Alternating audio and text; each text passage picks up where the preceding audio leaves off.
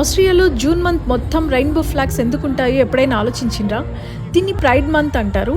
ప్రతి సంవత్సరం జూన్లో సెలబ్రేట్ చేస్తారు. ఇది 1969లో స్టార్ట్ అయిందంట. అప్పటి నుంచి కంటిన్యూగా ఎవ్రీ ఇయర్ దీన్ని సెలబ్రేట్ చేసుకుంటూ వస్తున్నారు. ప్రైడ్ మంత్ పర్పస్ ఏంటి అంటే ఎల్జీబీటీక్యూ కమ్యూనిటీకి equal rights, respect and discrimination లేకుండా అందరూ సమానమే అనే దాని గురించి అవేర్నెస్ క్రియేట్ చేయడం కోసం చేస్తారంట.